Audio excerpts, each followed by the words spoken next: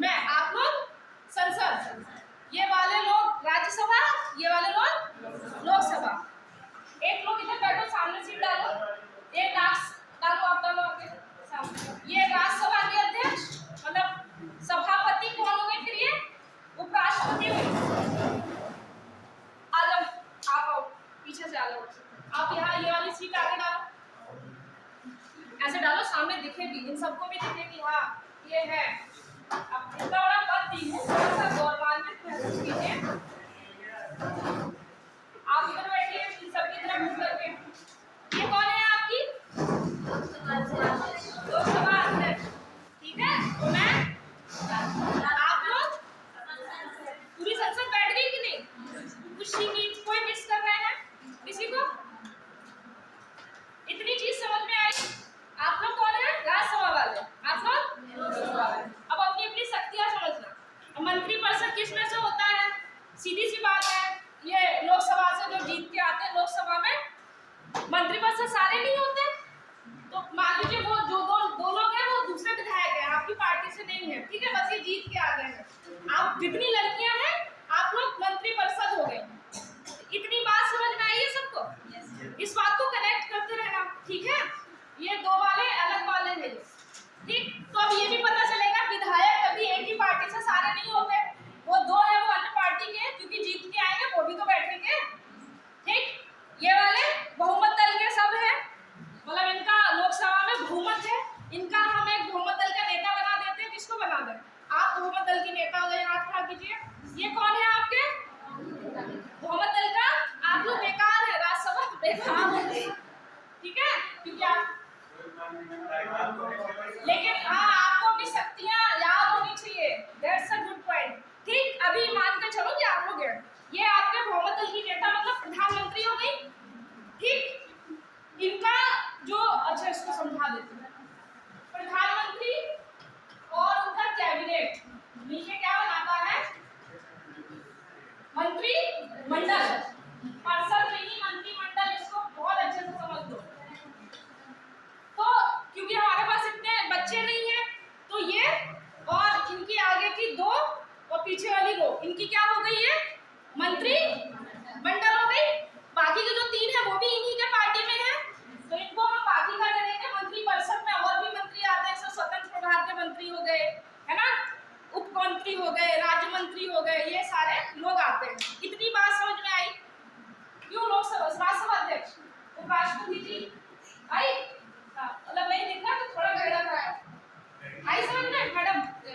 इतना किसी को कंफ्यूजन तो नहीं है इसमें? अब सबको अपने अपने पद समझ में आ गए, सबको यही से आप अपना रिलेट कर लेना कि ये प्रधानमंत्री बड़ा वाला ये है, ठीक है, ये उनकी मंत्रिपरिषद ऐसी है, वो बेचारे दो ऐसे विधायक हैं, वो है भी, वो जीत के भले आए लेकिन उनका कोई खास मतलब नहीं है, ठीक। ऐसे कैसे सरकार दे जाएगी? उनके दो से क्या होना है जब इतने बैठे हैं, ठीक है।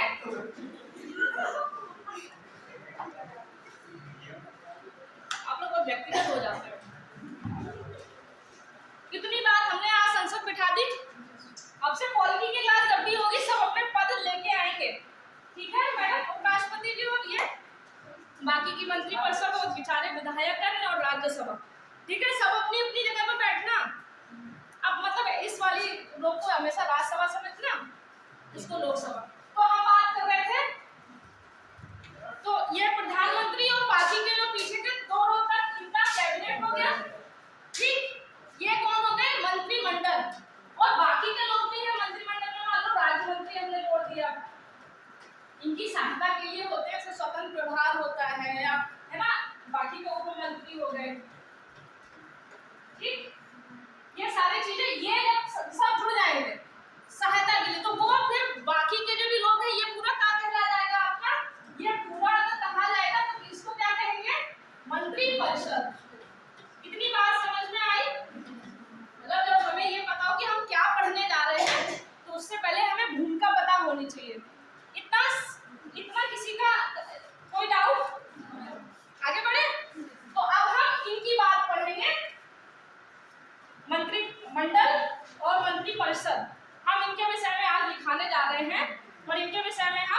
लिखाते हैं और उनको समझते हुए चलते हैं। ठीक है, चलिए हेडिंग डाल लीजिए मंत्री परिषद। आई होप आपको समझने का तरीका ठीक लगा होगा। और थोड़ा बोला करो तो आवाज तेज आनी चाहिए, इतनी मैं आशा कर सकती हूँ आप लोगों से। पहली बार ऐसा होगा कि संसद जो बैठी है वही अपना मंत्री परिषद और उपराष्ट्रपति और लोकसभा अध्यक्ष बेचारे पढ़ रहे हैं मुझसे। चलिए हेडिंग डाल लिए। मुझे भी ये गौरव प्राप्त हुआ कि मैं आप सब लोगों को पढ़ा पा रही हूँ पूरी संसद।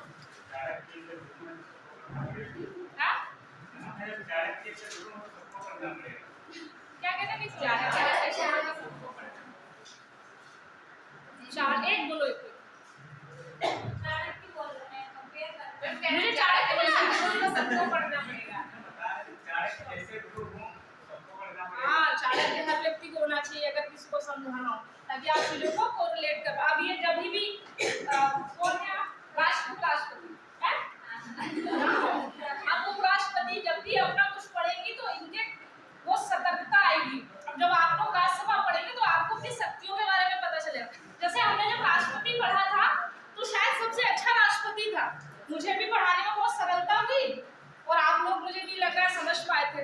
तो सबसे अच्छा पॉलिटी में क्या होता है कि आप प्रैक्टिकल कर ले। तो हम मंत्री परिषद को स्टार्ट करते हैं, मतलब इससे पहले की भूमिका बता दी एग्जैक्टली होता क्या है। क्लास में संसद बैठा दिया, अब आराम से हम चलेंगे आगे। ठीक है, चलिए लिखिए मंत्री परिषद से रिलेटेड जो आर्टिकल है कोष्टक में आर्टिकल लिख लीजिए। आर्टिकल 74 और 75, मतलब साइड से हम हमेशा लिखते हैं ना, तो साइड से अनुच्छेद लिख लीजिए 74 और 75। ये केवल और केवल मंत्री परिषद से रिलेटेड है। ठीक है, लिखिए। चलिए अब क्या कहता है 74 और 75। 73 क्या कहता है, याद है?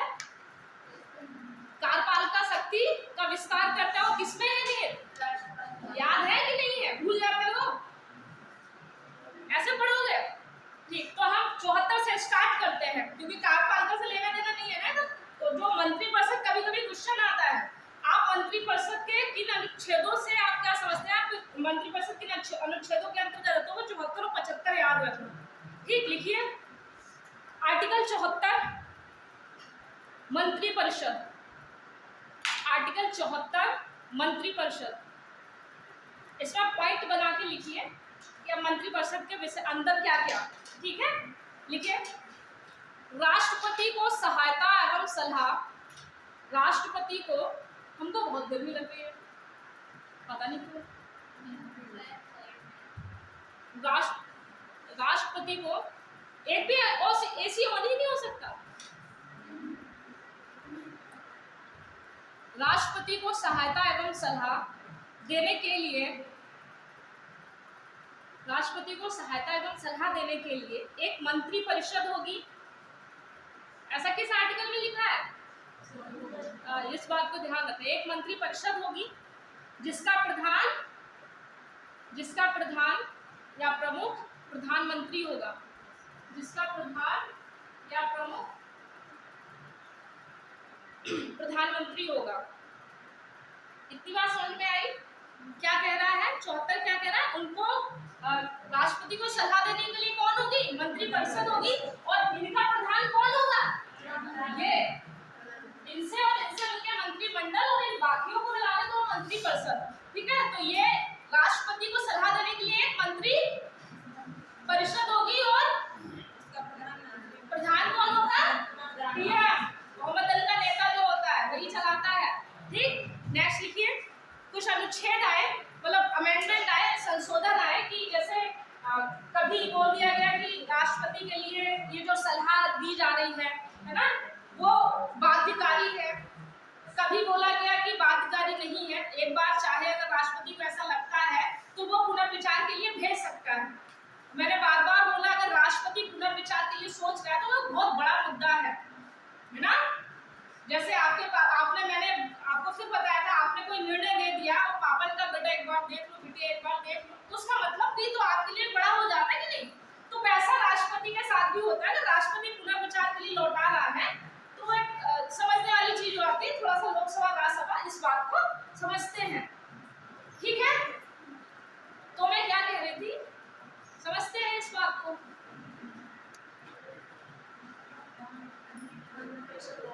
ठीक है, समझते हैं तो जल्दी जल्दी कट जाती है, इसलिए मुझे एक बार ही में सब कुछ बोलना रहता है। तो इसको समझ लेते हैं, ठीक है। तो मतलब यही था कि कुछ अमेंडमेंट आए जिसके तहत बोला गया, हालांकि अगर पुनर्विचार के बाद भी अगर वो ऐसी ही उसी प्रस्ताव को लेके आता है तो राष्ट्रपति बाध्यकारी हो जाएगा फिर साइन करने के लिए। इतनी बात समझ में आई? तो हम इसी को लिखने जा रहे हैं, लिखिए 42वें संविधान संशोधन 1976, 42वें संविधान संशोधन 1976 द्वारा यह प्रावधान किया गया कि राष्ट्रपति मंत्रिपरिषद की सलाह पर ही काम करेंगे, कि राष्ट्रपति मंत्रिपरिषद की सलाह पर ही काम करेंगे, ठीक है। ये अमेंडमेंट याद रखना। फिर नेक्स्ट पॉइंट लिखो, 44वें संविधान संशोधन 1978 द्वारा, 44वें संविधान संशोधन 1978 द्वारा यह प्रावधान किया गया कि राष्ट्रपति चाहे तो मंत्रिपरिषद की सलाह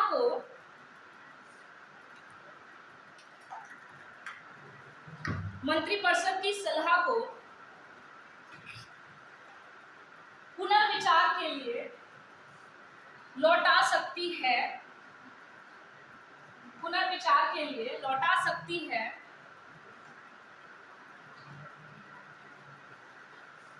और पुनर्विचार के बाद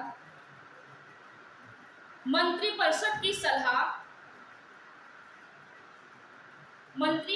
की सलाह राष्ट्रपति के लिए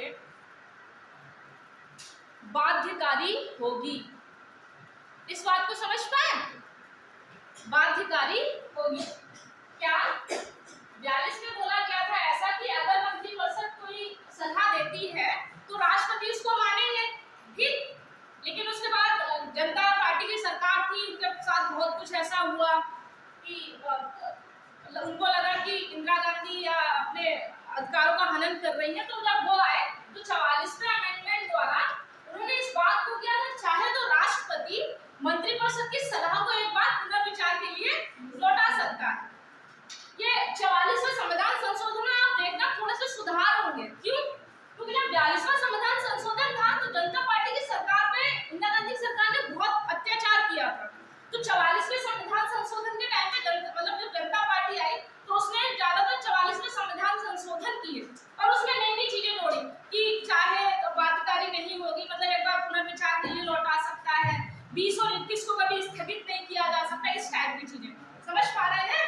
तो इससे तो 42 में बोला कि आप सलाह को भेजेंगे तो राष्ट्रपति उसी के अनुसार काम करेगा। लेकिन 44वां संविधान संशोधन आया तो उसमें क्या बोला गया कि चाहे तो एक बार राष्ट्रपति मंत्रिपरिषद की सलाह को पुनर्विचार के लिए वापस भेज सकते हैं, और अगर एक बार पुनर्विचार के बाद भी वही सलाह आती है तो राष्ट्रपति ये मानने के लिए बाध्य है। समझ में आया? Yes, आया? Yes, आया।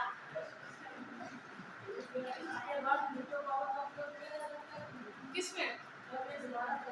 नहीं, एक बार पुनर्विचार हो गया फिर बात है, फिर राष्ट्रपति वीटो नहीं, वीटो का नॉर्मली जो यूज है वो कहा जाता है कि वीटो, लेकिन आप देखेंगे वीटो कभी भी ऐसे टाइम पे नहीं यूज किया गया और ना ही कर सकते हैं, ये तय है, ठीक है। पुनर्विचार के लिए लौटा दिया, राष्ट्रपति क्या है बाध्यकारी है। और वो बाध्यकारी वाला सेंस जब भी आ जाता है तब यही होता है कि राष्ट्रपति को मानना है, फिर वो वीटो यूज नहीं कर सकता, ठीक है। इसलिए एक और पॉइंट लिख लो, मंत्रिपरिषद ने राष्ट्रपति को क्या सलाह दी? मंत्रिपरिषद ने राष्ट्रपति को क्या सलाह दी? इसे न्यायालय में प्रश्नगत नहीं किया जा सकता। मान लो कोई पार्टी चली जाए या देखो इन्होंने ऐसी बात कही है तो न्यायालय कहेंगे अरे भाई कैसी बात करते हैं आप, इस मामले को तो प्रश्नगत ही नहीं किया जा सकता, ये उनका व्यक्तिगत मामला समझ लो उनका।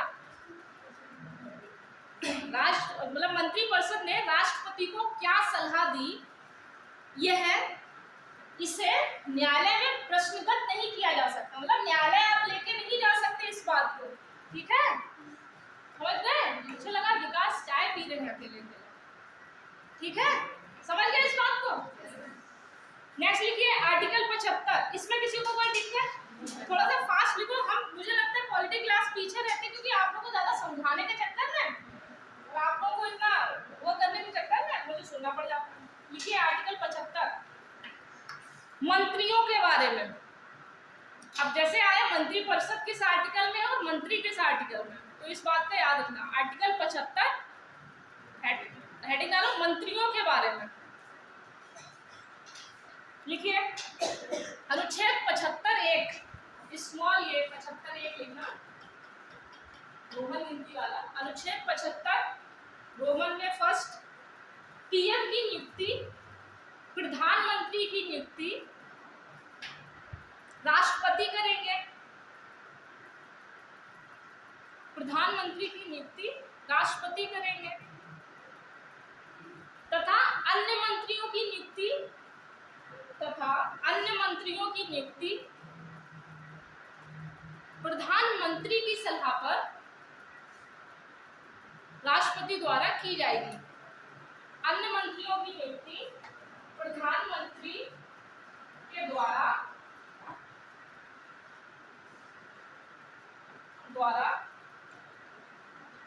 प्रधानमंत्री की सलाह पर राष्ट्रपति करेगा, ठीक है, ये समझ में आया, ठीक। नेक्स्ट लिखिए, नोट करके लिखिए 91वां संविधान संशोधन 2003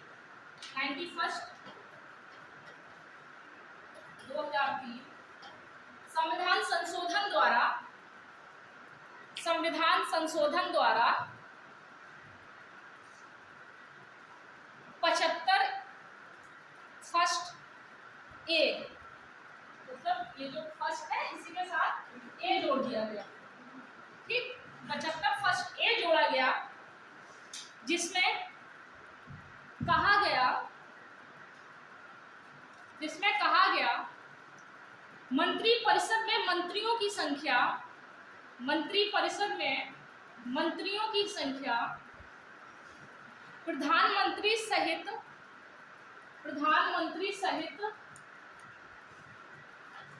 प्रधानमंत्री सहित लोकसभा की कुल सदस्य संख्या के 15% से अधिक नहीं होगा। मतलब ये जो 91st अमेंडमेंट आया उसमें क्या बोला कि लोकसभा की जो संख्या है उसका 15% ही मंत्रिपरिषद हो सकती है। मतलब आप लोग कितने हो सकते हैं? पूरी लोकसभा की सदस्य संख्या का 15% से ज्यादा नहीं हो सकती। उसमें आपने एक आर्टिकल जोड़ दिया तो ये बात अब तय हो गई और यही बात राज्य विधानसभाओं के विषय में भी कही गई, ठीक है, वो अलग मुद्दा नहीं है। इतना बात समझ में आई? नेक्स्ट लिखिए, जहां छोटे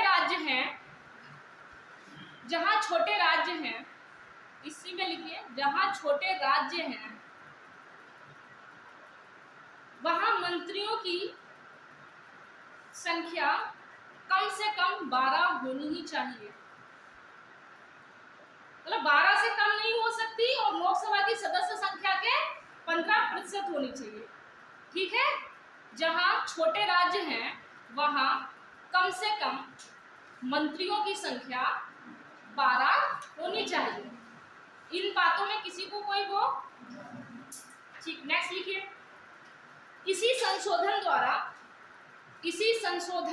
मतलब 91st संशोधनी द्वारा 75(1)(b) मतलब 75(1)(b) भी जोड़ा गया, ठीक।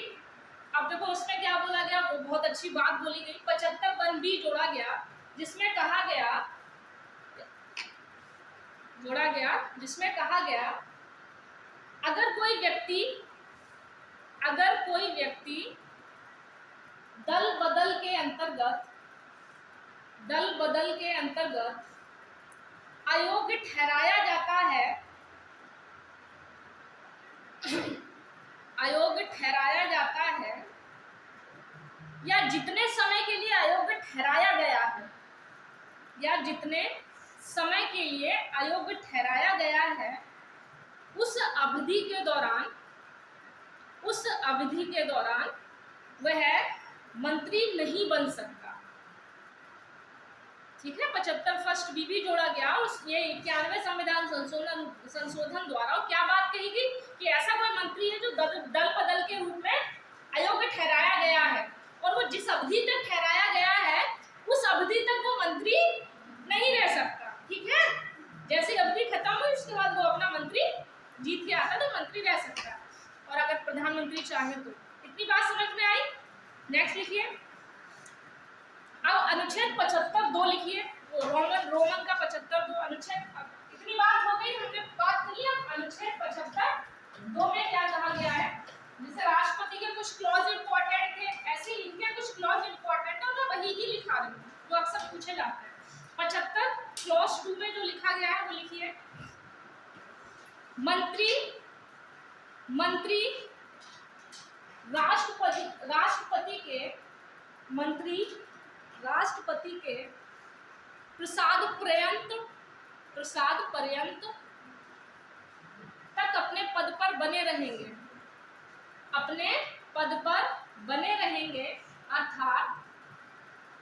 अर्थात मंत्री व्यक्तिगत रूप से राष्ट्रपति के प्रति उत्तरदायी होते हैं। अर्थात मंत्री व्यक्तिगत रूप से राष्ट्रपति के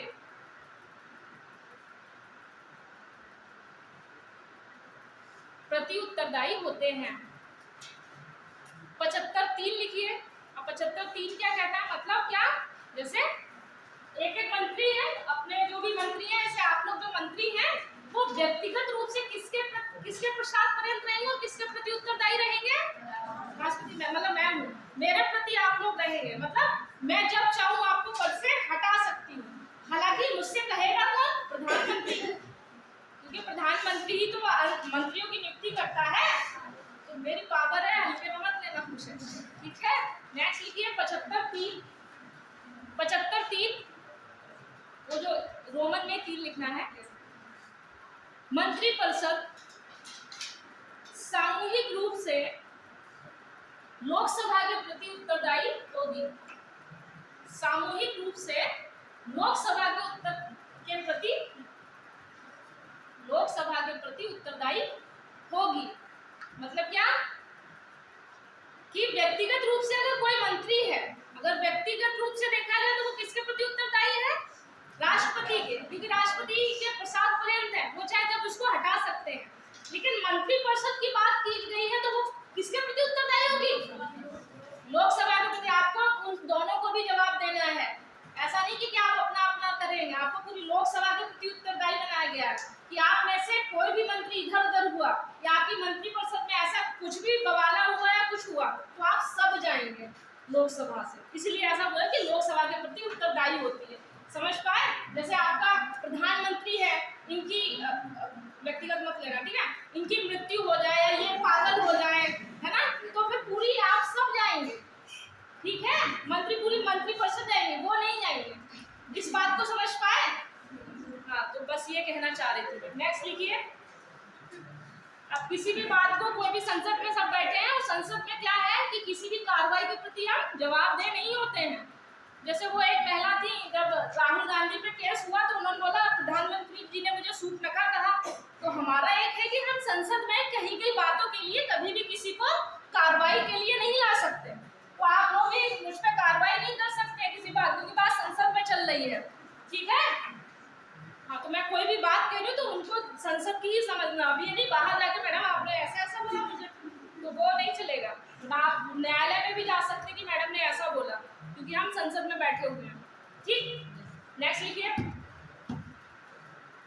तो ये जो हमने आपको संसदीय व्यवस्था की एक बहुत मूलभूत तत्व क्या बताया था कि लोकसभा जो मंत्रिपरिषद होती है वो लोकसभा के प्रति उत्तरदायी लड़ाई होती है और ये संसदीय व्यवस्था का सबसे बड़ा लक्षण है।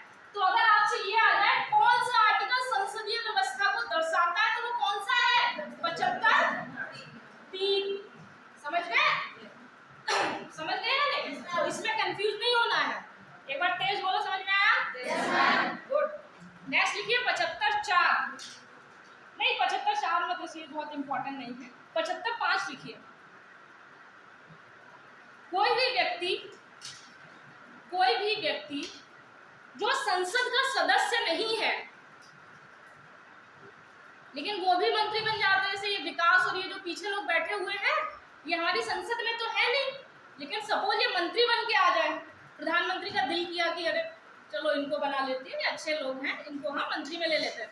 तो ऐसा कोई व्यक्ति जो सदन का सदस्य नहीं है, 75(5) की बात हो रही है, ऐसा लिखिए कोई भी व्यक्ति जो संसद का सदस्य नहीं है वो भी मंत्री बन सकता है, वो भी मंत्री बन सकता है, लेकिन मंत्री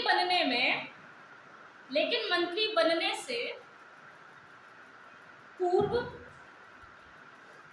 उसे 6 माह के अंदर, उसे 6 महीने के अंदर, लिखिए उसे 6 महीने के अंदर किसी भी सदन का सदस्य बनना पड़ेगा। तो ये दोनों लोग पीछे बैठे हुए हैं, अगर इनको आपके उसमें ऐड होना हो तो इनको क्या करना पड़ेगा? बोलो। हाँ, तो 6 महीने के अंदर आपको सदन की किसी एक सदन की सदस्यता लेनी होगी। ठीक है, समझ रहे हैं इस बात को? नेक्स्ट लिखिए मंत्रियों के प्रकार, हेडिंग डालिए। तो क्यों मंत्री रह नहीं सकते? कभी भी सीधा तो कॉन्सेप्ट होता है, अगर जो लिखा गया है उसके भीतर कुछ भी होता है तो हमेशा आप उसी के अकॉर्डिंग चलिए। 6 महीने नहीं 6 महीने के बाद की बात हो रही है ना। आप यही तो पूछे ना कि अगर मान लीजिए अगर ये नहीं 6 महीने के बाद इंटर करते हैं सदन का सदस्य तो मंत्री नहीं रह सकते, तो 6 महीने तक तो रह ही सकते हैं, वो तो उसमें ही छिपा हुआ है। ठीक है, मंत्रियों के प्रकार, मतलब इनको जो पीछे लोग बैठे हैं इनको कितने समय का सुख मिलेगा मंत्री होने का अगर ये सदस्यता नहीं लेते हैं?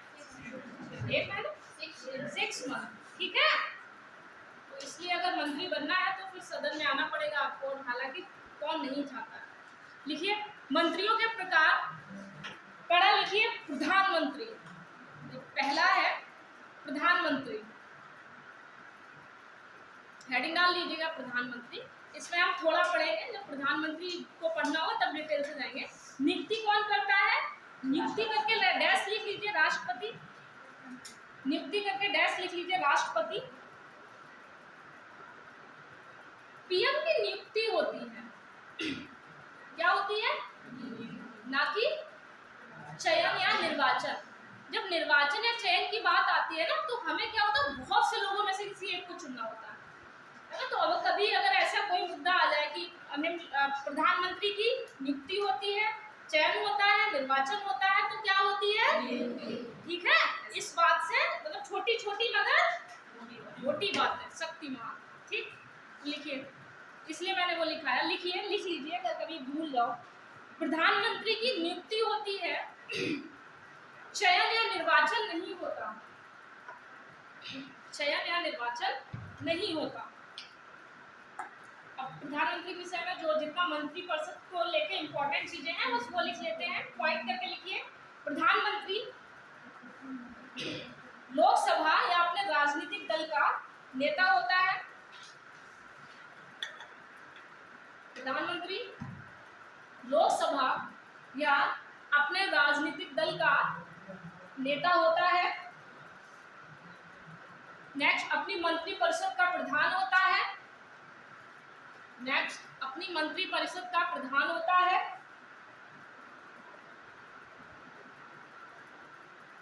मंत्रिपरिषद की बैठकों की अध्यक्षता करता है, मंत्रिपरिषद की बैठकों की, कभी आप लोग देखते नहीं है मंत्रिपरिषद ने उच्च स्तरीय बैठक बुलाई तो उसकी अध्यक्षता कौन कर रहे होंगे? गला खराब हो गया ठंडा पानी। ठीक है, नेक्स्ट में प्रधानमंत्री मंत्रिपरिषद का विनाशक भी होता है, बहुत अच्छी नहीं है आप, ठीक है। प्रधानमंत्री मंत्रिपरिषद का विनाशक भी होता है, तो आप जितने लोग बैठे हैं तो ज़्यादा खुश मत होइए, यही आपको ले डूबेंगे। प्रधानमंत्री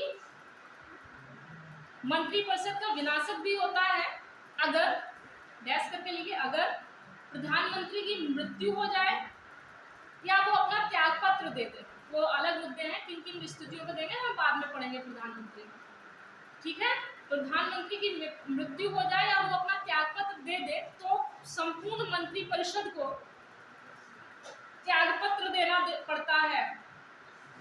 तो संपूर्ण मंत्रिपरिषद को त्यागपत्र देना पड़ता है, ठीक। इतनी बात, बस इतनी मंत्रिपरिषद से रिलेटेड बात है प्रधानमंत्री, ये आपका इतना ही काम है। दूसरा लिखिए कैबिनेट मंत्री। दूसरा कौन? हमने प्रधानमंत्री के बारे में देख लिया, जितना मंत्रिमंडल से रिलेटेड हो सकता है, ठीक। वे मंत्रियों का प्रकार देख रहे हैं, बातें मत कीजिए, आपको यही समस्या है कि आपको जैसी क्वालिटी में अपने अपने पदों को वो पूरी संसद बना देते हैं रियलिटी में। जैसे थोड़ा देर अध्यक्ष महोदय इधर उधर हुए तो देखो पर्चा फेंकने लगे, अगर थोड़ा मैं स्ट्रिक्ट ना हूँ तो रॉकेट बनाकर आने लगे। मंत्रियों के प्रकार में हमने पहला देख लिया प्रधानमंत्री, दूसरा कैबिनेट मंत्री क्या होते हैं वो देख लेते हैं।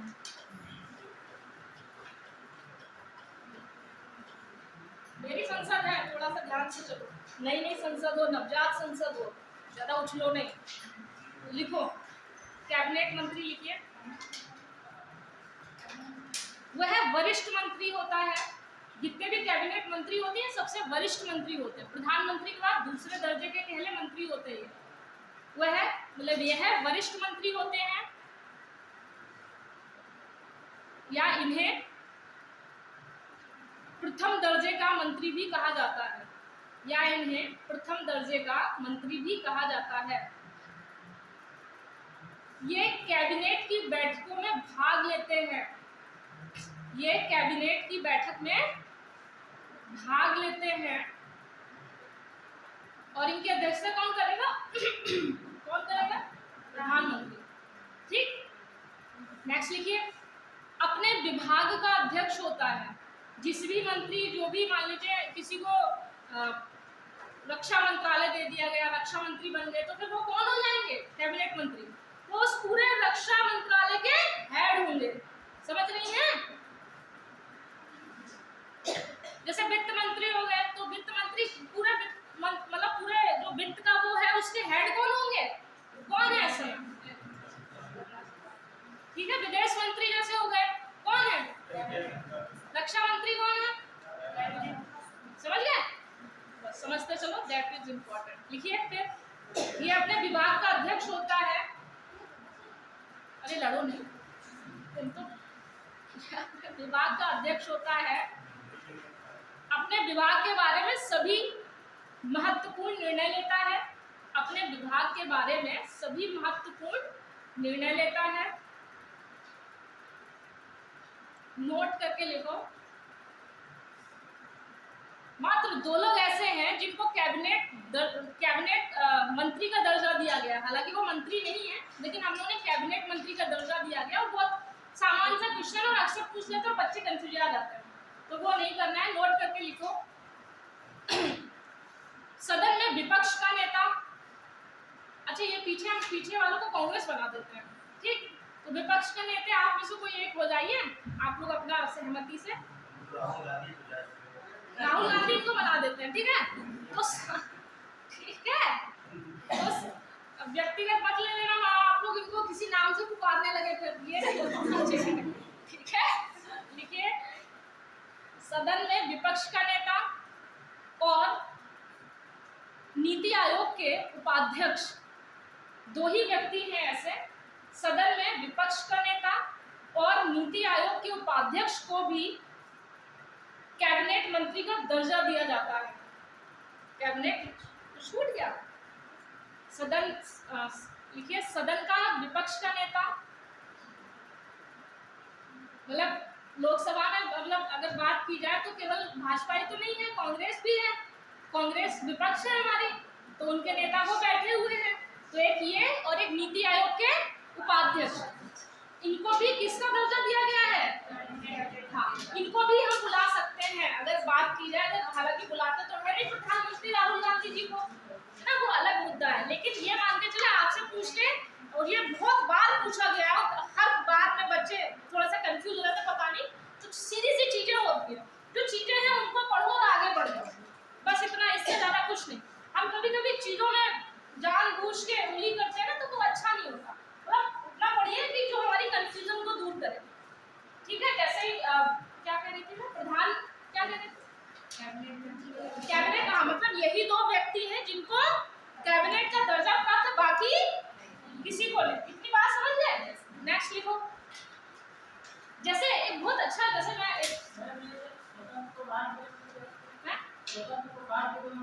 आएंगे, आप लोग बहुत जल्दी बोल जाते हैं, अभी सारे मंत्री पढ़ेंगे। एक जैसे मतलब जैसे कभी भी बहुत करंट को मतलब वैसे, एक सेकंड विकास जी, इसको पॉज कीजिए जरा सा 1 मिनट के लिए। मुझे याद आ रहा है इसलिए बता दूं, वरना फिर क्या होगा ना, मैं भूल जाऊंगी। फिर आप समझ में आया ये? अच्छा लगा? इसी तरीके से मतलब किसी भी सब्जेक्ट को आप पढ़ो तो उसको मतलब संकुचित मत करो। मैं बार बार कहती हूँ मेढक नहीं बनो, किसी भी चीज का पढ़ने का अपना जितना और कर सकते हो, जितना फैला सकते हो वो करो। मैप से पढ़ो, मैप इतनी अच्छी चीज है कि आपको सब कुछ बताएगी। हालांकि आपके सर से मैंने बोल तो रखा है कि यूपी स्पेशल के लिए अगर क्लास लगे तो मुझे बुलाइएगा। अब देखते हैं क्या होता है। यूपी स्पेशल मुझे बहुत अच्छा लगता है व्यक्तिगत रूप से भी। अगर मेरा व्यक्तिगत रूप से यूपी में इतना योगदान हो सकता है तो सोचो मेरा प्रोफेशन क्या हो सकता है। व्यक्तिगत रूप से मैं पॉलिटी मतलब मैं अपने मित्रों या सभी में व्यक्तिगत रूप से पॉलिटी को इतना महत्व देती हूँ। मेरी बातों और उन सब में आपको स्वतंत्रता, समानता, एकता, अखंडता ये सब दिखेगा, समानता। तो मेरा प्रोफेशन भी फिर बेहतर ही होगा। तो कहने का मतलब मैं ये कह रही हूँ, अगर अपना प्रोफेशन सुधारना है तो अपना व्यक्तिगत स्तर सुधारो। आप कभी कभी सोचते हो ना कि मैं बहुत अच्छा या कुछ बन जाऊं या मैं बहुत कुछ ये करूं, तो पहले आप ये देखो कि आप एग्जैक्टली हैं क्या। सबसे पहले अपने अंदर बदलाव लेके आओ। आप बहुत अच्छा ऑफिसर बनना चाहते हैं तो सबसे पहले ऑफिसर वाले लक्षण अभी से लेके आओ ना। जब पता है कि मैं ऑफिसर बन जाऊंगा, ये तय है, बन जाऊंगी, तो वो लक्षण लेके आओगे। मुझे किसी के साथ भेदभाव नहीं करना, ये होना चाहिए, मुझे सभी को साथ लेके चलना चाहिए, जहां भेदभाव हो रहा है वहां मुझे एक बात बोलना चाहिए। ये सामान्य सी बात है, ये हर अधिकारी करता है नहीं करता। मुझे बेबाक होना चाहिए, है ना। हम जब किसी से रिलेटेड हो जाते हैं, जैसे मैं किसी वर्ग से रिलेटेड हो जाऊं, जैसे सपोज कीजिए मैंने अपने आप को किसी भी वर्ग में मान लो, मतलब 4 वर्ग हमने मोस्टली डिफाइन कर रखे हैं। कौन कौन से? ब्राह्मण, क्षत्रिय, वैश्य, शूद्र। मुझे शूद्र मान लो, ठीक है, मान लो मैं शूद्र हो गई, ठीक। अब मेरे जितने भी शूद्र के लोग हैं, है ना, अगर वो मुझे जानेंगे तो मुझे पहले से कुछ एक्स्ट्रा करना नहीं पड़ेगा। उन्होंने मेरे लिए एक मानसिकता बना रखी कि ये हमारे ही वर्ग के हैं तो हम इनको ऐसा करें, ऐसा है ना। तो इसमें हमें कुछ एफर्ट डालना पड़ा नहीं ना। या हम ब्राह्मण से होते तो हमें उसमें भी नहीं, अरे ये तो हमारे लोग हैं, ठीक है ना। ऐसे ही तो होता, समाज में यही तो चल रहा है। लेकिन कभी भी अपने आप को, कभी भी जीवन में कभी भी किसी वर्ग से आप अपने आप को संबंधित मत करना कि आपको कोई चीजें बहुत आसानी से मिल जाए। सिर्फ एक वर्ग के से संबंधन से, वर्ग से रिलेशन से आपको अगर चीजें आसानी से मिले तो वो कभी मत लेना। अगर ले ली तो वहीं आपका स्वाभिमान डाउन हो जाएगा। स्वाभिमान को ऊंचा रखने के लिए जरूरी क्या है? आप इफर्ट्स डालें, मतलब आप आसानी से लेने वाली चीजों को नकार दें। समझ पाए इस बात को? तो ये लेके आओ, हर हर मतलब व्यक्ति लेके आए, लड़की हो चाहे लड़का, ठीक। आप लोग चेहरे इतने गंभीर क्यों हो जाते हो? मतलब अभी से एकदम क्रांति आ जाती है, फिर मुझे डरा देते हो, है? अच्छा नहीं, अच्छा तो लगता है, वो अच्छी बात है, लेकिन अप्लाई भी करो।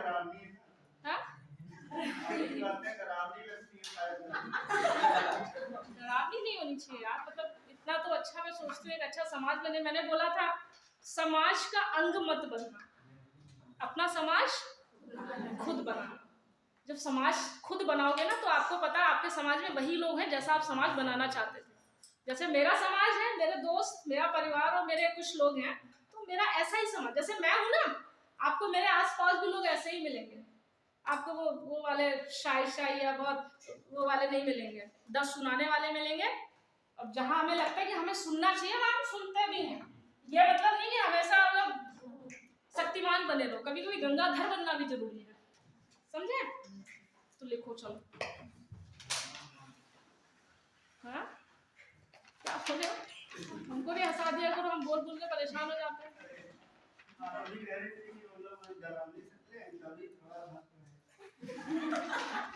गाड़ी लेके बाल ठीक करो, पहले डाई लगा के आई वरना बाल सफेद हो गए।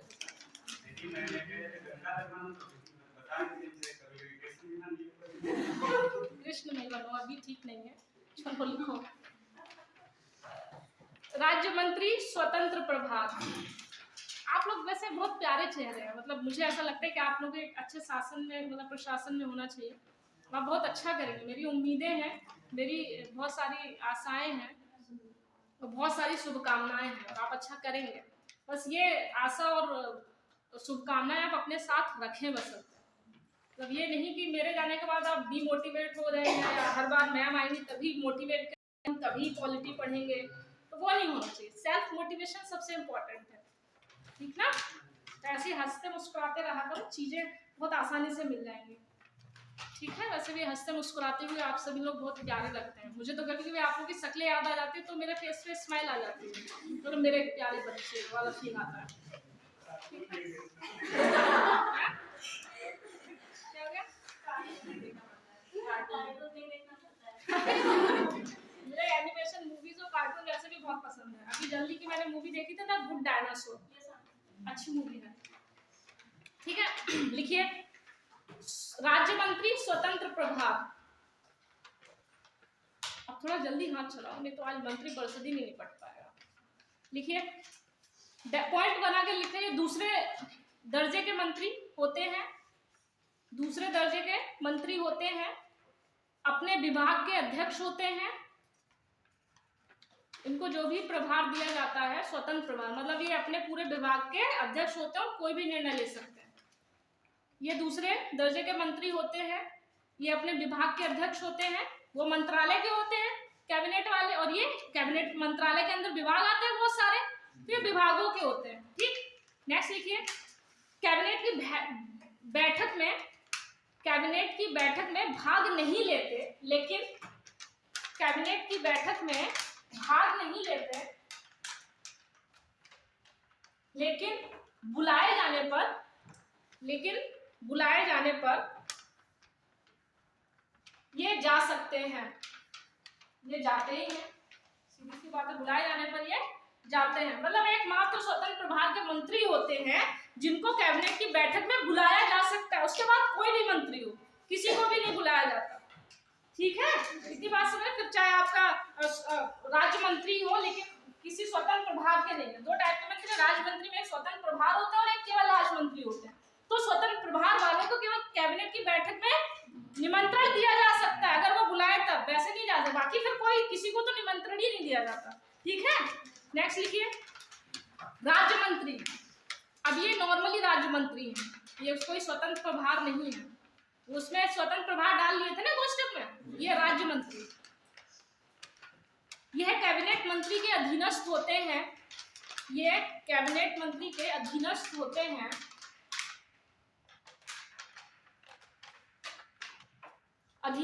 हैं, उनके कार्यों में सहयोग करते हैं। पॉइंट फास्ट लिखो, उनके कार्यों में सहयोग करते हैं। नेक्स्ट पॉइंट, कैबिनेट की बैठकों में भाग नहीं लेते, कैबिनेट की बैठकों में भाग नहीं लेते, बेचारों को बुलाया भी नहीं जाता तो भाग ही क्या लेंगे, ठीक? कैबिनेट की बैठक में भाग नहीं लेते। नेक्स्ट लिखिए, उपमंत्री, हेडिंग डालिए उपमंत्री। उपमंत्री, ये पॉज के बाद नहीं किया था क्या? स्टार्ट है ना, तब ठीक है। नेक्स्ट लिखिए उप मंत्री, इसमें पॉइंट डाल के लिखिए फास्ट फास्ट। कैबिनेट मंत्री के अधीनस्थ होते हैं ये भी, सब फिर अधीनस्थ ही होंगे कैबिनेट के, ठीक है, क्योंकि प्रथम दर्जे का मंत्री हमने किसको बना दिया है, कैबिनेट को, बाकी सब अधीनस्थ ही होंगे। ये कैबिनेट मंत्री के अधीनस्थ होते हैं, उनके कार्यों में सहयोग करते हैं।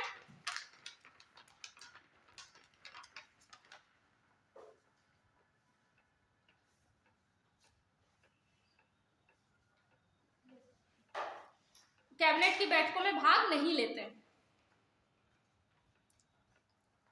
नोट करके लिखिए उपर्युक्त सभी मंत्रियों की नियुक्ति, इसी में नोट करके लिखिए, बीच में एरो बना के लिख लीजिए, उपर्युक्त सभी मंत्रियों की नियुक्ति राष्ट्रपति करता है। उपर्युक्त सभी मंत्रियों की नियुक्ति राष्ट्रपति करता है, ठीक है। बाकी अन्य भी कुछ पद हैं, उनके बारे में हमें पता होना चाहिए, मतलब ये पता होगा इनकी नियुक्ति तो राष्ट्रपति करेंगे, बाकी कुछ और पद हैं जैसे संसदीय सचिव, हेडिंग डालिए संसदीय सचिव। मंत्रिपरिषद की अंतिम श्रेणी में आते हैं, मंत्रिपरिषद की अंतिम श्रेणी में आते हैं, लक्ष्मीकांत पढ़ोगे तो पागल हो जाओगे, ऐसे ऐसे शब्द दिए गए हैं। मैं कल पढ़ रही थी तो मैं डर गई, मैं कहा ये मैं ही हूँ कि मैं भी लक्ष्मीकांत से डर, बहुत टिपिकल दिया गया है, मतलब आप इतना कंफ्यूज होंगे उसमें। अंतिम दर्जे के मंत्री होते हैं। नेक्स्ट पॉइंट,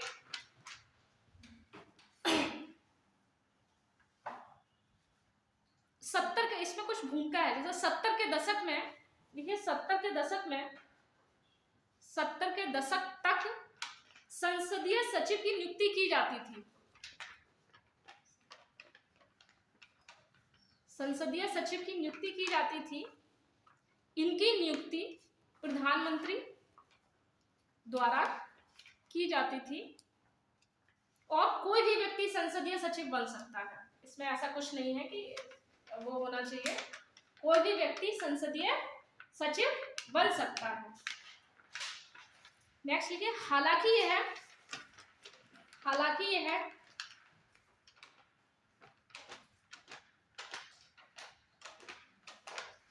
हालांकि इनके पास कोई विभाग नहीं होता, देखिए इनके पास कोई विभाग नहीं होता, ये अन्य सभी मंत्रियों की, हालांकि इनके पास कोई विभाग नहीं होता, ये सभी मंत्रियों की संसदीय कार्यों में सहायता करते हैं, संसदीय कार्यों में सहायता करते हैं। जल्दी से हेडिंग डालो अन्य मंत्री, कुछ और मंत्री के जो आपने शब्दावली सुनी होगी, अन्य मंत्री में लिखो।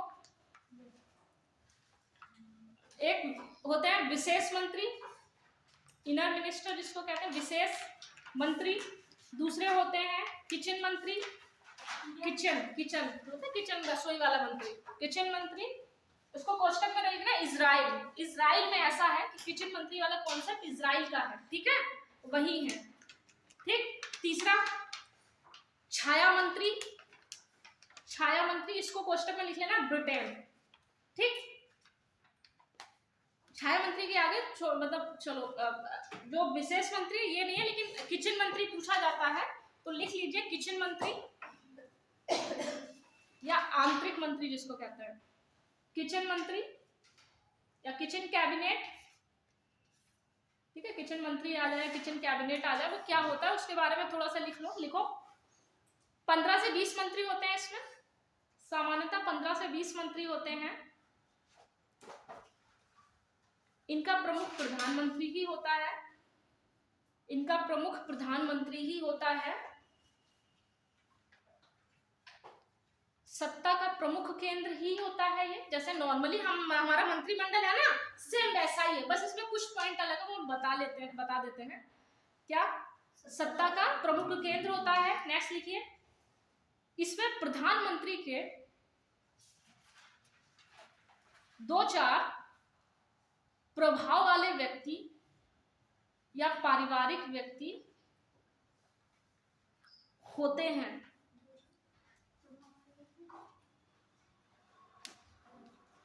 इसमें प्रधानमंत्री के 2-4 मंत्री जो होते हैं उसके प्रभाव वाले होते हैं, उसके परिवार से भी हो सकते हैं, हालांकि हमारा जो मंत्री इस समय का जो मंत्रिमंडल ऐसा तो नहीं कि परिवार के सदस्यों को उठा के ऐसा कर ले, वो हालांकि कर सकते हैं, अगर वो कहीं जीत गया हमने मंत्री बना दिया और सदन में हमने सदस्यता दिला दी। लेकिन जो जो किचन कैबिनेट हुआ करता था ये इंदिरा गांधी के टाइम पे बहुत शक्तिशाली था, लिख लो नोट करके, इंदिरा गांधी के समय में ये बहुत शक्तिशाली हुआ करता था। अब ये बिल्कुल फीका पड़ गया है। इंदिरा गांधी के समय में बहुत शक्तिशाली हुआ करता था।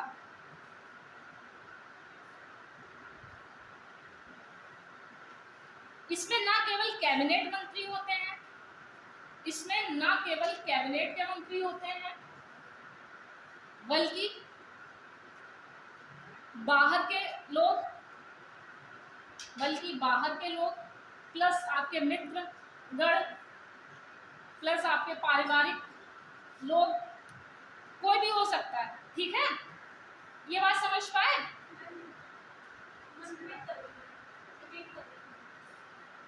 ये पूरा पॉइंट रिपीट कर दो, लिखिए। इसमें ना केवल कैबिनेट के लोग प्लस बाहर के लोग प्लस आपके मित्र, जो भी मित्रगण होते हैं वो, या फिर आपके परिवार के सदस्य। तो ऐसा किनके टाइम पे हुआ करता था? अब ऐसा नहीं है, हालांकि अब ऐसा नहीं है। अगर आपसे कभी ये पूछ ले कि प्रमुख अंतर क्या हो सकता है, तो इसमें हम घर परिवार और जो हमारा प्रभावशील, जैसे अमेरिका में नहीं होता है, राष्ट्रपति अपने ही लोगों को अपना लेके मंत्रिपरिषद अपना बना लेता है, तो वही वाला हम काम यहाँ कर सकते हैं किचन। लेकिन ये है कहाँ पे कॉन्सेप्ट? नेक्स्ट लिखिए इसमें।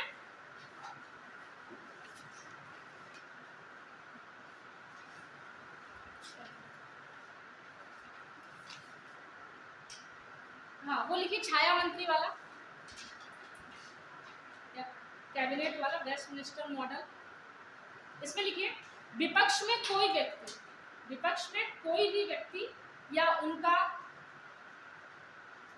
विपक्ष में कोई व्यक्ति या पूरा विपक्ष मिलकर स्वयं की मंत्रिपरिषद बना लेता है।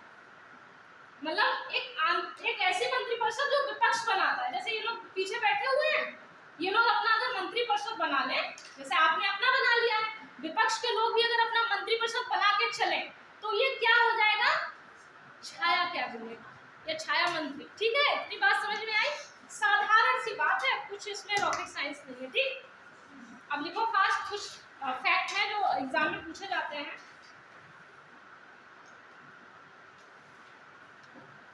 अंतर लिख लो, कभी कभी तुम लोग कंफ्यूज हो जाओगे मंत्रिपरिषद और मंत्रिमंडल में डिफरेंस क्या है, तो ऐसे डाल लो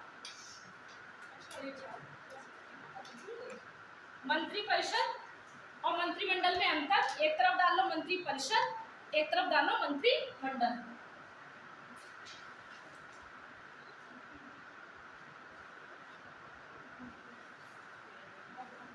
ठीक, नहीं आ रही क्या? ऐसे ऐसे आपके चेहरे से लग रहा है ऐसे अब बस मिल जाए इनको, बैठ सो जाओ।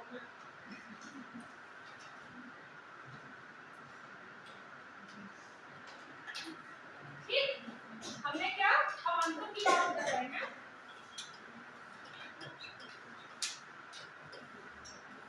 वो अंतर आप अपना इधर मंत्री परिषद डाल लो और उधर मंत्रिमंडल।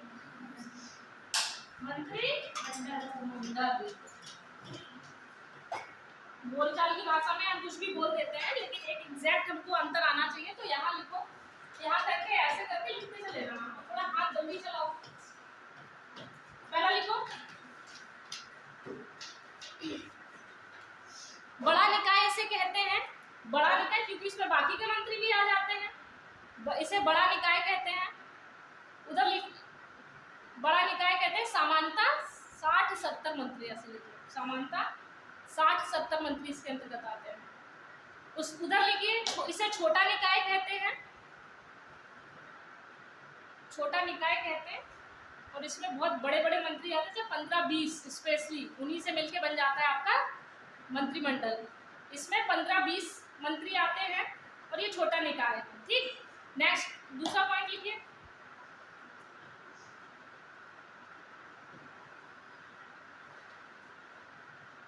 मंत्रिपरिषद के कार्यों का निर्धारण मंत्रिमंडल करता है। मंत्रिपरिषद के कार्यों का निर्धारण मंत्रिमंडल करता है। मंत्रिमंडल में लिखिए, यह मंत्रिपरिषद का केवल भाग है, यह मंत्रिपरिषद का केवल भाग है। नेक्स्ट लिखिए, यह उधर नेक्स्ट तीसरा पॉइंट लिखिए, यह मंत्रिमंडल के निर्णयों को लागू करता है, यह मंत्रिमंडल के निर्णयों को लागू करता है।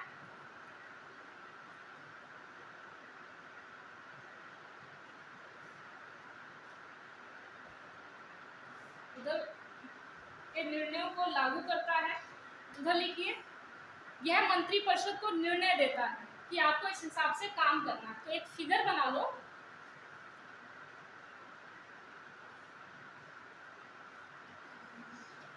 प्रधानमंत्री हो गई है और ये क्या हो गई, उनकी कैबिनेट।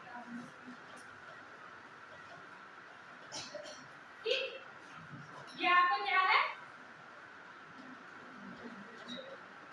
मंत्री मंडल। ठीक, उसके बाद प्लस करके यहाँ लिखो, जैसे राज्य मंत्री हो गए, स्वतंत्र प्रभार,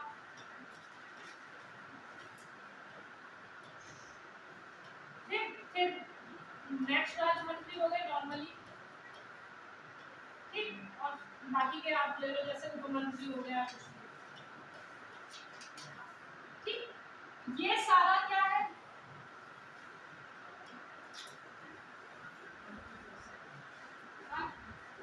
ये आपका क्या है, मंत्री परिषद। समझ में आया? एक फिगर बना लो प्यारा सा। अब एक बात मैं पूछूंगी, बताना।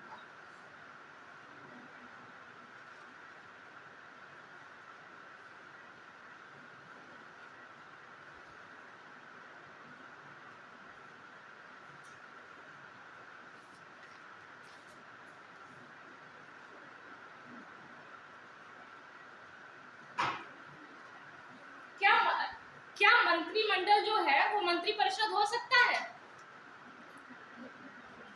मंत्रिमंडल मंत्रिपरिषद हो सकता है?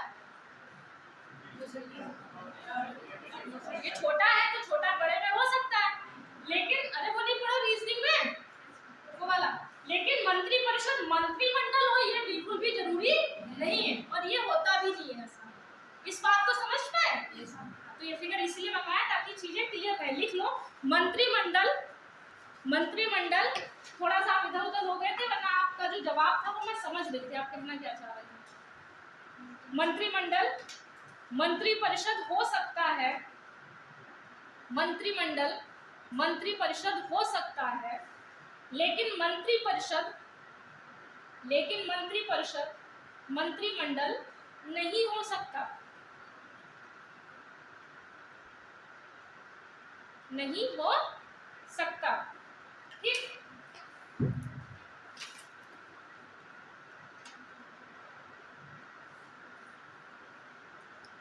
हेडिंग डालो, मंत्रियों के उत्तरदायित्व। दो टाइप के होते हैं, एक सामूहिक उत्तरदायित्व और एक व्यक्तिगत उत्तरदायित्व। ठीक,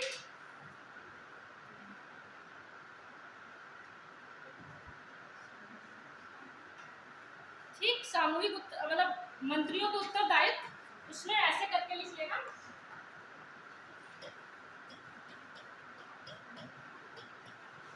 मंत्रियों के उत्तरदायित्व। मंत्रियों के उत्तरदायित्व दो प्रकार के होते हैं,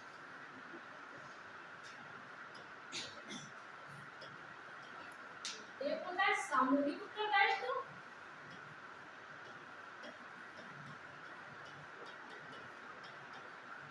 दूसरा होता है व्यक्तिगत उत्तरदायित्व।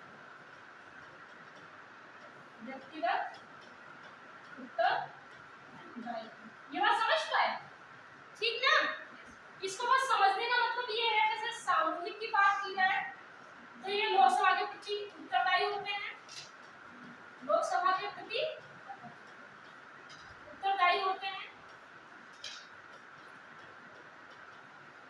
दूसरा, अगर इनका विघटन हो जाए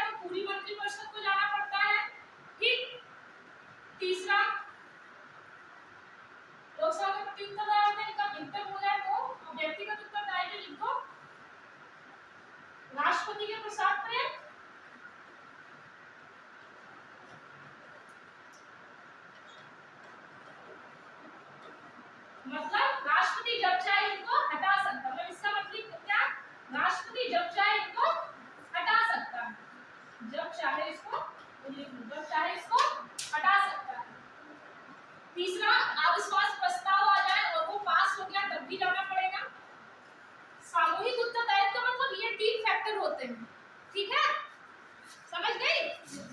सामूहिक उत्तर, ये एक फिगर बना लो ताकि मोटा मोटा रहे, ठीक। या सामूहिक उत्तरदायित्व और व्यक्तिगत, मंत्रियों के दो ही उत्तरदायित्व होते हैं और दोनों पे पूरा काम हो रहा है, तो सामूहिक उत्तरदायित्व का मतलब ये 3 फैक्टर, और व्यक्तिगत का मतलब साधा सीधी सी बात कि व्यक्तिगत रूप से राष्ट्रपति के अंडर रहते हैं, राष्ट्रपति जब चाहे तब इनको हटा सकता है, ठीक है। इतनी बात समझ में आई?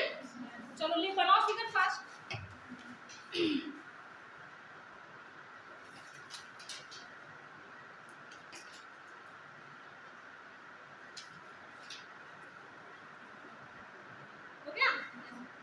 हेडिंग डालो मंत्रिमंडल की भूमिका। अब हम पूरे मंत्रिमंडल को, मतलब मंत्रिमंडल की स्पेसिफिक भूमिका क्या होती है, मंत्रिमंडल की भूमिका।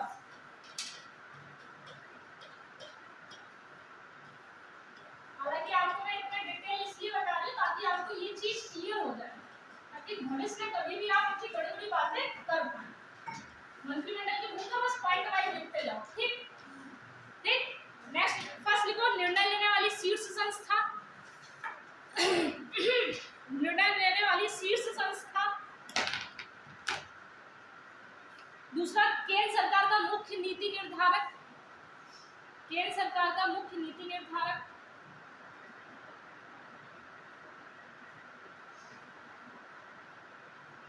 नेक्स्ट राष्ट्रपति की सलाहकारी संस्था।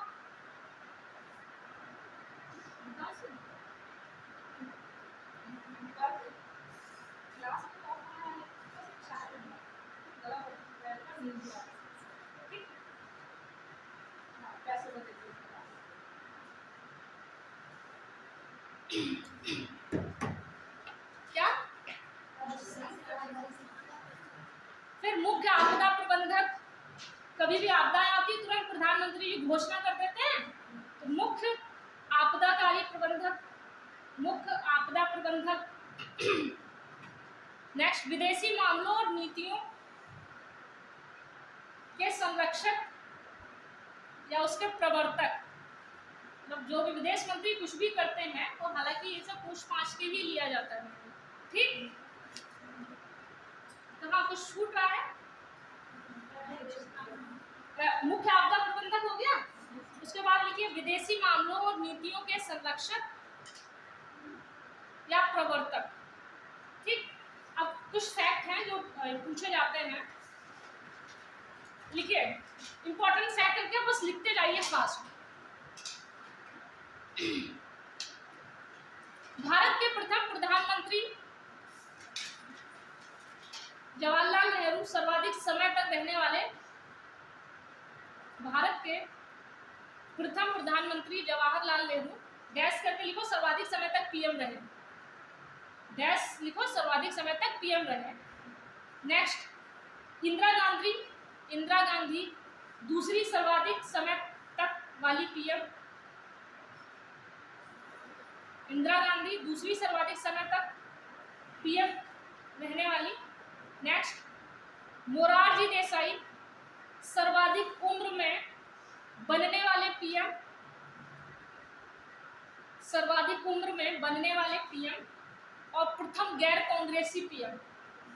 नॉर्मली पहले कांग्रेस के मोरारजी देसाई सर्वाधिक उम्र में बनने वाले पीएम, साथ ही साथ प्रथम गैर कांग्रेसी पीएम। इनके आगे क्वेश्चन में लिख लो, एकमात्र ऐसे पीएम थे जिनको 2 राष्ट्रों का सबसे पहले मतलब सम्मान दिया गया, एकमात्र पीएम जिन्हें 2 देशों का सर्वोच्च सम्मान प्राप्त है। भारत के साथ साथ पाकिस्तान के भी ये बहुत प्रिय रहा करते थे, तो पाकिस्तान ने अपना सर्वोच्च सम्मान केवल अगर किसी प्रधानमंत्री को दिया है तो कौन, वो राजनीति, मतलब बेचारे कम ज्यादा उम्र में बने तो फिर उसी हिसाब से सभी बच्चों को ट्रीट करने वाले हो जाते हैं ना, तो ज्यादा किसी से आप देखेंगे बहुत ज्यादा उम्र का व्यक्ति ना ज्यादा भिड़ता है किसी से, ना ज्यादा बोलता है, सामने वाला राय मान लेता है तो ठीक है, नहीं मानता तो मुस्कुरा देता है, वही वाला हाल था, ठीक। नेक्स्ट लिखिए, नेक्स्ट लिखिए विश्व की प्रथम महिला प्रधानमंत्री, विश्व की प्रथम महिला प्रधानमंत्री डैश श्रीलंका की भंडार नायके, श्रीलंका की भंडार नायके, श्रीलंका की भंडार नायके थी, जो 3 बार प्रधानमंत्री रही। क्वेश्चन में लिखो 3 बार प्रधानमंत्री रही। अभी नॉर्मली आप लोग यही जानते थे कि पहला प्रधानमंत्री अगर विश्व का तो ये, अगर आपसे पूछ ले निम्न में कूट बताओ, रोते रह जाओगे। तो ये 3 बार प्रधानमंत्री रही है। ठीक है, नेक्स्ट लिखिए। मंत्रिपरिषद में शामिल होने वाली पहली महिला कैबिनेट मंत्री, मंत्रिपरिषद में शामिल होने वाली पहली महिला कैबिनेट मंत्री डैश अमृता कौर। इनके आगे क्वेश्चन में लिख लो, स्वतंत्र भारत की ये पहली स्वास्थ्य मंत्री भी रही हैं। स्वतंत्र भारत की पहली स्वास्थ्य मंत्री। तो भारत स्वतंत्र हुआ था उस समय जब अपना नया नया कैबिनेट बना, तो ये पहली मतलब स्वास्थ्य मंत्री यही थी। ठीक है, उसके बाद कैबिनेट में मतलब पहली महिला अगर देखा जाए तो यही है। नेक्स्ट लिखिए। मंत्रिपरिषद से त्यागपत्र देने वाले पहले मंत्री, मंत्रिपरिषद से त्यागपत्र देने वाले पहले मंत्री श्यामा प्रसाद मुखर्जी। ये स्वतंत्र भारत के पहले कौन थे? वाणिज्य मंत्री। मंत्रिपरिषद से पहले व्यक्ति जिन्होंने त्यागपत्र दिया, या जो मैंने बोला, मंत्रिपरिषद से त्यागपत्र देने वाले पहले मंत्री श्यामा प्रसाद मुखर्जी। इनको क्वेश्चन में लिख लीजिए, स्वतंत्र भारत के प्रथम वाणिज्य मंत्री।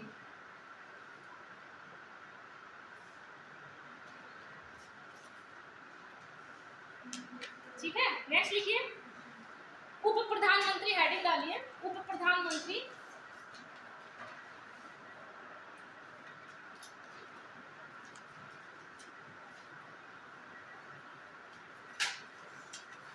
इसके आगे लिखिए, यह कोई संवैधानिक पद नहीं है, यह कोई संवैधानिक पद नहीं है। पीएम अपनी, प्रधानमंत्री अपनी सुविधा के अनुसार या राजनीतिक मुद्दों से किसी कैबिनेट मंत्री को ही उप प्रधानमंत्री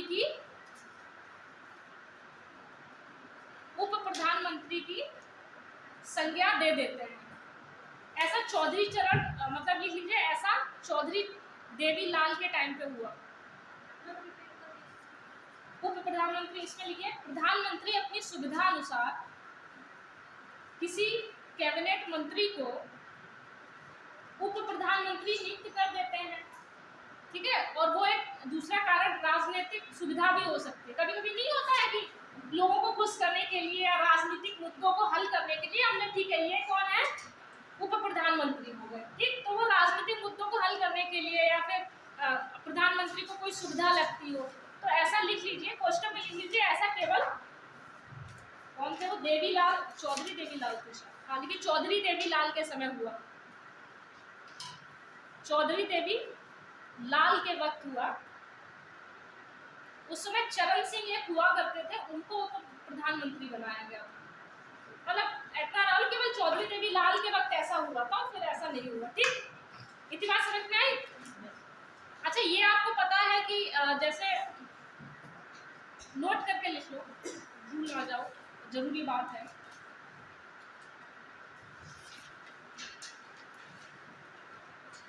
जैसे मंत्रिपरिषद की कोई सलाह है ना, और मान लीजिए मंत्रिपरिषद चली गई, है ना। ऐसे तो होता है कि मान लीजिए किसी एक मंत्री ने निर्णय नहीं ले लिया, मान लीजिए मंत्रिपरिषद ने निर्णय ले लिया लेकिन वो लोकसभा में पास नहीं हुआ, तो इसका मतलब यही होता है कि लोकसभा में इनका बहुमत नहीं रहा है। जैसे आप हैं, है ना, आप लोगों ने कोई प्रस्ताव किया या कुछ रखा, लेकिन आपके लोकसभा में बहुमत ही आपका है और आप ही का पास नहीं हो पाया, तो इसका मतलब है आपका बहुमत रहा नहीं है। तो क्या होता है कि राष्ट्रपति कह देते हैं, हालांकि यह होता है कि जो मंत्रिपरिषद होती है उसे पता होता है कि अब हमारा बहुमत नहीं है, तो वही ही सिफारिश करती है राष्ट्रपति को कि अब ये जो है आप एक नई मतलब उसका गठन कर सकते हैं, आप लोकसभा को भंग कर सकते हैं। ऐसा होता है। ठीक, तो कभी कभी क्या होता है, केवल ऐसा मान लीजिए किसी मंत्री ने निर्णय ले लिया, मंत्री परिषद ने निर्णय ले लिया, मान लीजिए आप सबने निर्णय ले लिया, लेकिन आपका एक मंत्री है वो सहमत नहीं है, तो क्या आप सबको वो देना पड़ेगा, तो आप इन पे दबाव बनाएंगे, त्याग पत्र दो। आप सब लोग मिलके क्या दबाव बनाएंगे, त्याग पत्र दो। ऐसा जब हिंदू बिल आया था तब अम्बेडकर जी पे दबाव बनाया गया था। हुआ क्या था कि पूरे मंत्रिपरिषद ने अपना एक निर्णय ले लिया, अम्बेडकर जी डटे रहे, नहीं तो नहीं, उनको फिर दबाव क्या बनाया गया, त्यागपत्र लेने के लिए। हालांकि उन्होंने त्यागपत्र दे दिया। ये बात लिखवा दो या समझ गए, भूलोगे तो नहीं ना, भूल जाओगे, तुम लोग से इतनी तो उम्मीद मैं कर सकती हूँ। इस बात को समझे कि नहीं? और क्वेश्चन तक आपको याद ही नहीं रहा है, लिख लो, थोड़ा सा हाथ चला लो, बस क्लास खत्म ही कर दो, 5 मिनट और एक्स्ट्रा दे दो।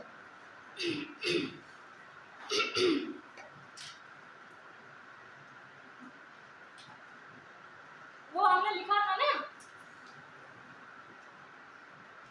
विघटन हुआ, यहीं से ऐसा कुछ आप लिख सकते हो, विघटन हुआ तो पूरी मंत्रिपरिषद जाती है, ठीक, लेकिन ऐसा हुआ जैसे मान लो विघटन होगा तो पूरी मंत्रिपरिषद चलती है, इसी में कुछ कर लो ताकि तुम्हारी समझ के लिए, तो पूरी मंत्रिपरिषद का खात्मा हो गया। लेकिन कभी किसी मंत्रिपरिषद के पूरी मंत्रिपरिषद ने मान लो कोई निर्णय ले लिया,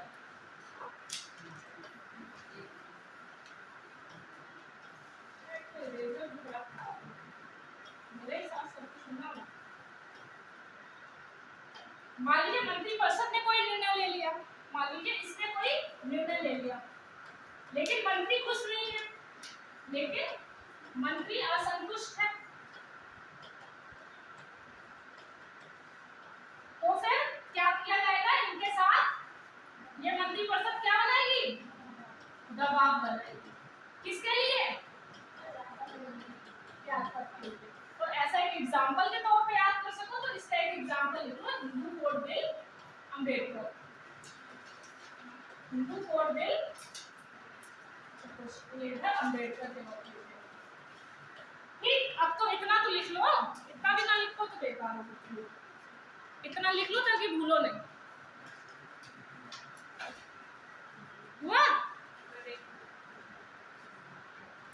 मंत्रिपरिषद बनके कैसा लग रहा है आप लोगों को, ऐसा लग रहा है? वो बेचारे तो राहुल गांधी में राहुल गांधी से लगते भी हैं आप, थोड़े से मुझे लगने लगे, अभी तक तो नहीं लग रहा है, तो जब से इन्होंने बोल दिया तो वो इमेज बन गई, हाँ राहुल गांधी वाले, ठीक है। राज्यसभा वाले बेचारों के चेहरे से लग रहा है ये राज्यसभा वाले, फील आएगा आपके टाइम पे, आपको आएगा। अभी ये वाली लोकसभा देखो हंसते मुस्कुराते हम हैं,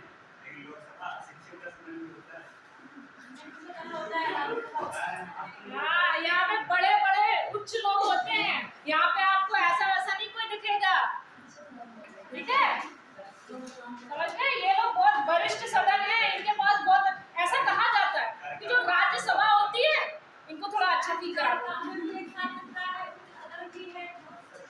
हाँ वो इनको अपनी शक्तियाँ पता है, हल्के में ले रहे हो तुम सब, तो जैसे ये इनको वरिष्ठ कहा जाता है, आपसे कई हजार गुना ज्यादा इनके पास एक्सपीरियंस्ड होता है। राज्यसभा में नॉर्मली उन्हीं लोगों का चयन किया जाता है जो बहुत एक्सपीरियंस्ड होते हैं, और एक मतलब एक्सपीरियंस है वो शिक्षा के साथ, एक होता है गांव में कहावत की यदि तुम पढ़ी हो गुनी नहीं हो, तो ये पढ़े भी हैं और गुने भी हैं, तुम लोग सिर्फ पढ़े हो, तो आपके लिए ये आपके सलाहकार है, गद्दार है ये सब, तुम लोग ठीक, तो इनको बहुत हल्के में नहीं लो, तुम लोग बच्चे हो, ठीक। इतना समझ में आया, तो मंत्रिपरिषद हमारा समाप्त हुआ, और मैं एक ही साउंड में सुनना चाहती हूँ क्लास कैसी रही, गुड। तो हम क्लास अभी यहाँ पर थोड़ा सा ब्रेक लेते हैं, उसके बाद हम लोकसभा स्टार्ट करेंगे, ठीक, ओके, थैंक यू। आप ब्रेक ले लीजिए।